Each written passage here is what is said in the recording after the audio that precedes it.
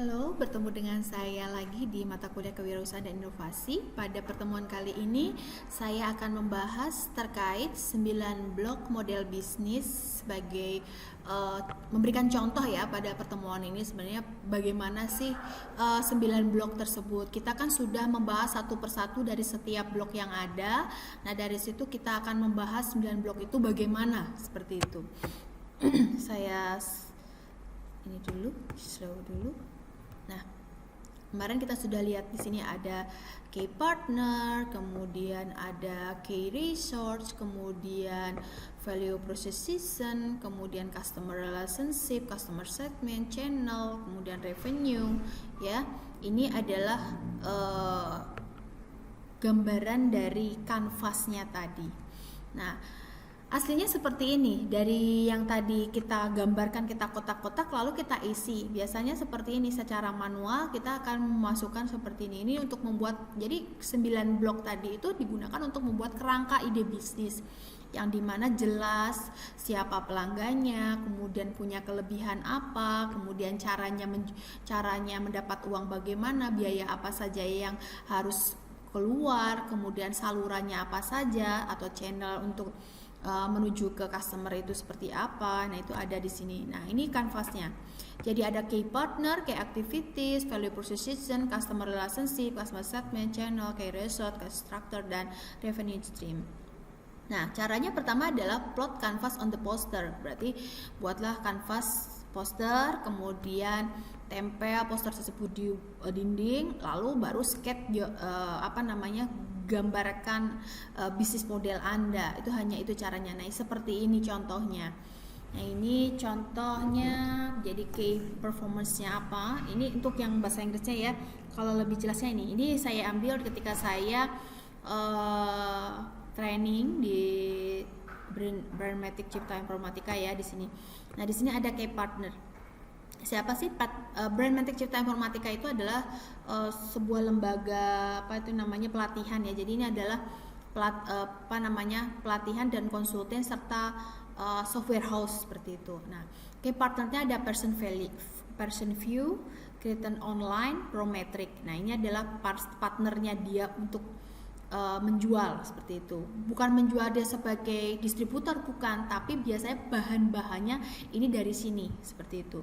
Kemudian ada percetakan ya, kemudian penerbit, ada food court. Jadi dia ada cetakan, menerbitin buku juga, kemudian dia juga punya food court.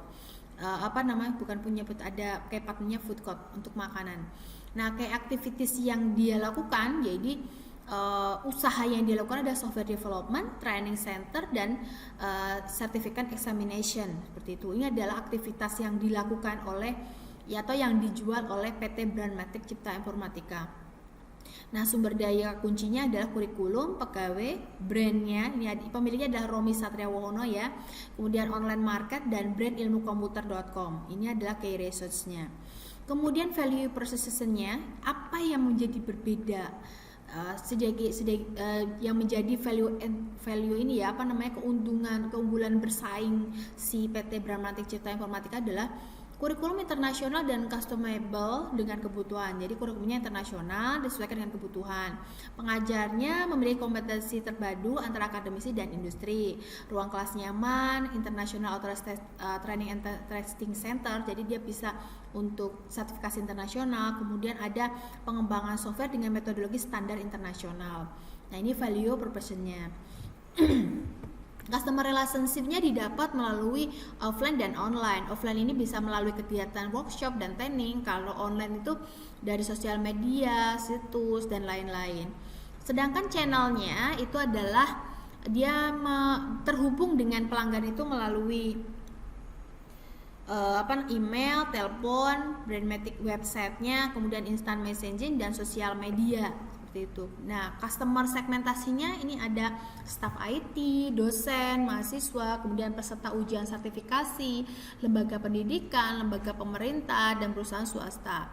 Cost structure atau biaya yang muncul itu adalah honor pengajar, biaya operasional, listrik dan sebagainya, gaji pegawai, kemudian biaya infrastruktur dan biaya marketing. Sedangkan revenue stream mereka dapat uang dari penjualan jasa training dan penjualan produk software berdasarkan tadi kayak activity seperti itu. Jadi ini ada contoh bisnis model Canvas dari PT Bramatik Cipta Informatika. Kalian tugasnya di kuis nanti itu adalah membuat seperti ini berdasarkan ide Anda, key partnernya siapa, key activitiesnya siapa, value processornya siapa, kemudian customer relationship-nya. Nah ini Anda buat idenya, kemudian apa aja idenya berbasis, kalau bisa sih yang fokus dengan basis IT ya, entah itu digital marketing, entah itu konsultan IT, entah itu apa, tapi nggak terfokus pada IT saja sih. Anda bisa yang lain juga tidak apa-apa seperti itu. Jadi itu tugasnya untuk kuis. Harapan saya Anda bisa memahami bagaimana cara membuat ini. Jadi dari kemarin yang sudah kita deskripsikan satu persatu key partner, key activity, value proposition, customer relationship dan semuanya ini ya, semua bloknya sudah kita deskripsikan. Sekarang Anda tinggal mengisinya sesuai ide bisnis Anda. Di sini bisa kita uji apakah software development aktivitas, misalkan dia jualnya produk jualan software, aktivitasnya ada nggak yang berhubungan ini? Oh ada. Terus apa yang berhubungan dengan ini? Jadi ini sudah dihubungkan nih.